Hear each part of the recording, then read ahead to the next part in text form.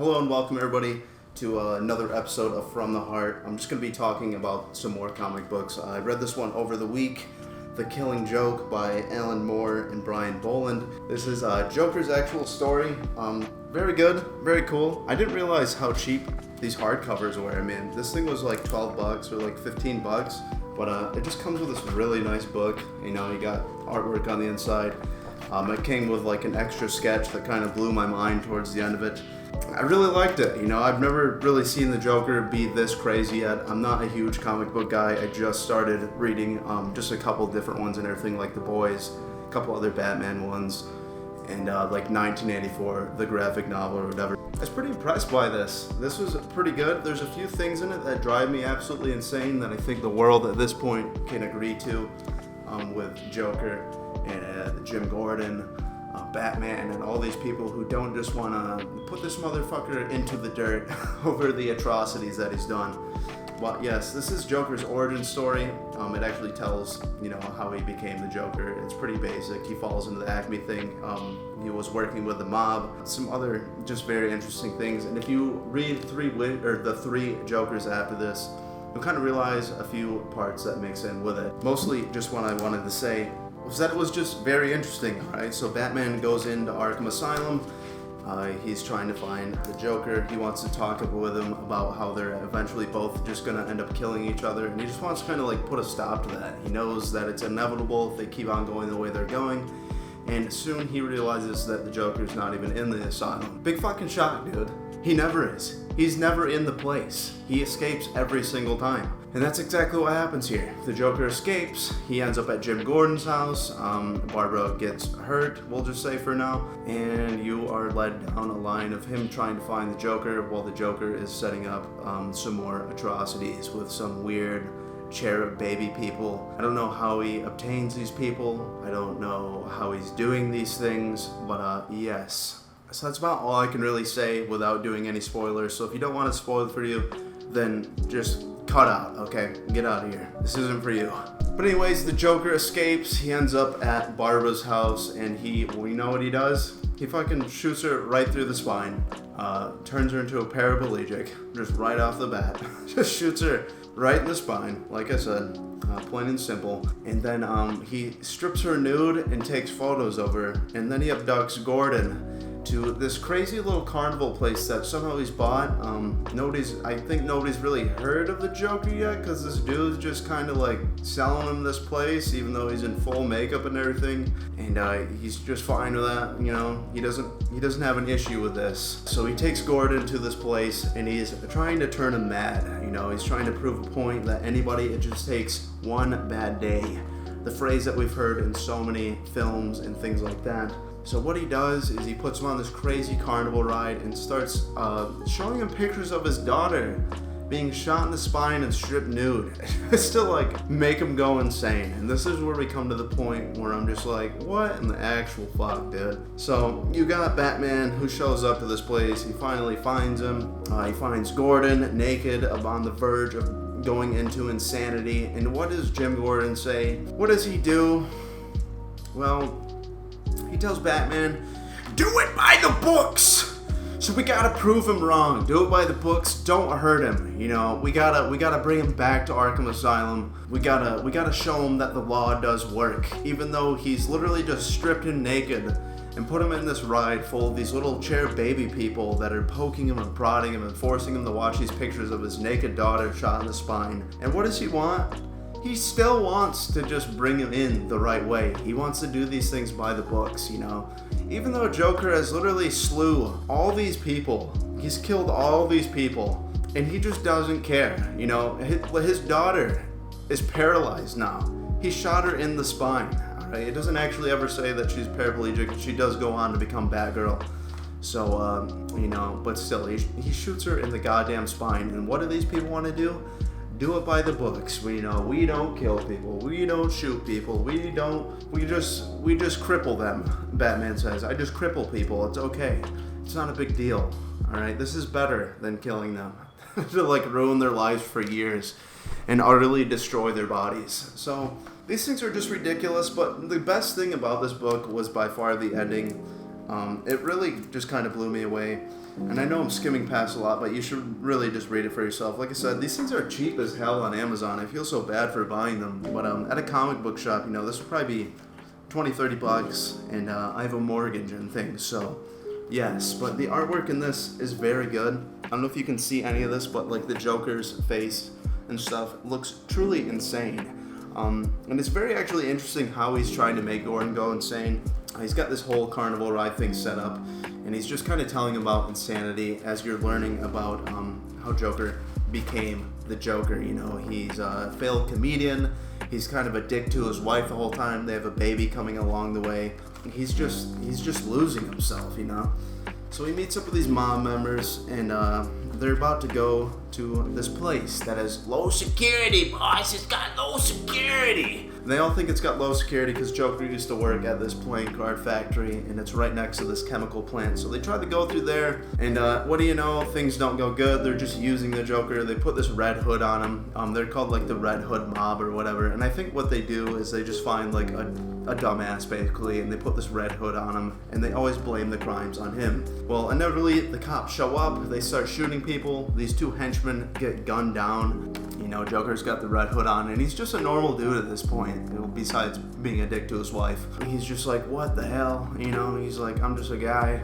He fucking like runs across, he's dodging bullets, and then what do you know, Batman shows up and he's like, put down your weapons, alright? We break people's spines, for God's sakes. We don't shoot them, you monsters. You absolute freaks. He accidentally pushes Joker into the pool, which is kind of undecided whether or not he pushed him in or if Joker just jumps in. But that is utterly, that's how he spawned. He gets into this Acme, whatever, this chemical that bleaches your skin and turns you mad, which is kind of a theme through a couple of the other comics, like The Three Jokers, which I'll probably do a video on later, which Joker gets a mass amount of this chemical, but we'll save that for later. But from then on, they kind of have this bond, Joker and Batman. And it's actually really cool in the beginning when you see Batman going in to the asylum to talk to him, and he's actually very serious. He just wants to tell him, like, hey, we don't have to keep doing this. You could stop slaughtering all these people. I wouldn't have to chase you, and we wouldn't really have to eventually kill each other. But by the end of it, they both kind of come to terms, if you can get to it. Batman finally finds him, he's chasing him down, and he actually catches him, and Joker's kind of just telling him, you're no different than me. We both had a bad day, and that's why you're in this crazy costume. He says, I bet somebody slaughtered your brother in the streets, I bet somebody killed your dad, or just something happened wrong to your mom. And while he is right, Batman's parents were obviously shot. We've had this beaten into our memories at this point. And but it's very interesting, these last couple pamphlets, I got really confused because it just ends. I was really expecting like a concrete ending, the killing joke. And I think what the killing joke actually is if you look in some of these panels, Joker's telling him something. He's telling him a joke about these two guys trying to escape from this place, and one guy holds a flashlight over the top of a building because one guy is too afraid to jump from rooftop to rooftop, and he says, walk across the beam. And the guy says, what are you, crazy? You'll just turn the flashlight off as soon as I walk across. And it's just a joke about two people just being ridiculous and insane. But it kind of leaves Joker to get in a laughing fit, and what do you know, Batman actually starts laughing himself. And this is where things kind of get interesting. This really confused me. Like I said, it just cuts off. And I think what the killing joke actually is, I don't know if the comic book's intended for this, but you can see Batman's laughing. He grabs Joker. There's police sirens coming up. They're both kind of laughing and laughing. Joker stops, but Batman continues. And then what do you see in these last three panels is nothing. And what I actually think happens is I think Batman actually maybe finally snapped and actually killed the Joker's ass. He deserves it. That's kind of the whole thing in this book is Batman just being like, yo, we're on a path of insanity. We're literally just gonna end up killing each other. He tells him, I can rehabilitate you.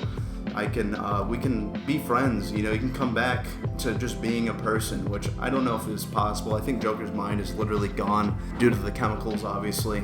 It's very interesting, how it just ends like that. I did a bunch of Google searching or whatever, and a lot of the people think that Batman actually killed him that time. They think that's what happened. So, very interesting. A few other things that you get to know if you read some of the other comic books, like the Three Jokers, is that so right before Joker goes on this heist back in the day, before he's even the Joker, the thing that sets him to make him the Joker, the police come into the bar and they tell him that his wife has died in a bottle heating incident that exploded, which is actually just a cover-up because his wife kind of knows that he's crazy. She basically kind of goes into witness protection, and which is a thing in the Three Jokers or whatever. I'll do a video for that as well. But you actually get to see that she talks to the police and lets them know, you know, hey, this guy's crazy and I can't be raising this child with him. So that is what spins it out. Joker wants out of this heist or whatever with these mob guys. They won't let him. They're forcing him to, and then everything that I said before happens. So very good. Very interesting. Now, one thing that really perplexed me, okay, is this is the deluxe edition or whatever, and there's this whole other area. You get some extra stuff in the back. I don't want to show too much, but it just goes on, you know. It cuts to this random ass guy, and this part is so just kind of like really fucked up and actually kind of insane. It just goes to this gentleman here that's just talking in front of his camera, and he's just talking, you know, he's like, I've been a good guy this entire time. I've never known what it's like to be bad, and I would like to just do it once, you know. He says, I treat my girl nice, I buy her things, I'm doing my college, and I'm just a good boy. And then he's like, but what I want to do is actually want to just kidnap this lady and leave her in a ditch, like in this pipeline. And he starts talking about how he's just gonna leave her there. He's not gonna put up a bunch of bullshit. He's not gonna do anything like the Riddler and leave all these clues. He's just gonna wait for the Batman to come. And he's just gonna wait in the dark, and when Batman finally shows up, he's just gonna take his Glock and shoot him right in the fucking head. And it, like, there's a whole panel in this where this actually happens. It shows this guy actually shooting Batman in the head, and I was so confused because it ends right after that too. And I don't think it's canon. I think it's just a neat little story of some guy just kind of being crazy, and he's like, after I'm done, after I shot Batman in the head, I'm not gonna leave any clues. I'm not just gonna do this dumb bullshit. He says, I'm just gonna kill Batman. I'm just gonna continue. He's like, I'm gonna marry my girl, finish my education, and have some kids, and live the rest of my life. And like I said, there's a panel where this happens. It shows Batman being shot in the dome, just getting straight brained by this guy, and the guy just goes on to live his life after that. He destroys the tape of him saying this, and he just lives his life as a regular guy. Now, I don't know what exactly that was about, but it was probably the most interesting part of this book, you know. It's almost like, it's just like reading a serial killer's thoughts. It was insanely confusing to me. It actually kind of made me a little mad, because as I'm doing like these Google searches to understand, like, did this actually happen? And it didn't. It's just like some guy talking crazy, but I don't know why. I'm pretty sure that part was written by Brian Boland, and I thought that was just really cool, just a neat way to end the story. Overall, Batman, The Killing Joke, really good, really interesting. I've seen the movie on it, and I was not impressed at all, but the book itself, pretty cool, you know. I think there's a lot here that kind of tells you a lot about the Joker. Obviously, it's his origin story. So, like I said, I would pick it up yourself. It's only like 12 bucks, 15 bucks or something on Amazon. If you have a comic book shop around you, you should obviously go buy from them before Amazon has a literal monopoly on the world, which I am not helping to stop, that's for sure. But their prices are just so goddamn cheap. So I've just been going down the wormhole of different comic books just to learn lore and things, you know. I'm really not even that into Batman. I just like, I just love the artwork, and I love the lore behind it all. I like hearing all these different spin-off tales. I just got one with John Constantine and a Batman story. I just got one that's 1984 as a graphic novel. It's the entire book, but with pictures, and I thought that was cool as hell. I bought this one for like 20 bucks, man, and it's such a good read. I don't know if you haven't read 1984, read it, but we're talking about Batman. Just know it is an absolutely soul-crushing story about a lot of things. But anyways, guys, thank you so much for watching. I hope you check this out yourself. Hopefully this video was mildly entertaining, and I'm sure there's a lot of rambling here, but yes, The Killing Joke, very good. Deluxe edition, very cool. It's got a lot of extra artwork in the back and stuff that I really liked. It gave me some ideas on what to read next, like the Joker War, or Joker The Last Laugh, where Joker finds out he has fucking terminal brain cancer and he's gonna die. And I just think, like, for some reason it's just so intriguing to me. But yes, The Killing Joke, fantastic little story. Alan Moore, Brian Boland, even Tim Burton has a little quote on the top of this. It says, "I love The Killing Joke. It's my favorite. It's the first comic I've ever loved." And I thought that was kind of cool. I don't know if Tim Burton does any comics himself, but it's just such a wormhole, man. Comic books are insane about the depth that they go in, all these different branching storylines, and it's really frustrating when you're trying to figure out which one to read next or which one you should read before. But I've been having a great time with it. I got The Dark Tower coming, which is by far my favorite book series ever. And I'm just really excited to actually get like an origin story to Roland Deshawn, if anybody even knows what I'm talking about. But have yourself a fantastic day. Thank you so much for watching. Go check this bad boy out. Go check out the boys comic video that I just did. I'm gonna do a couple more of these because I'm reading them and I want to do at least something for them. But anyways, have yourself a fantastic day for like the billionth time. I don't know how to end videos, so goodbye.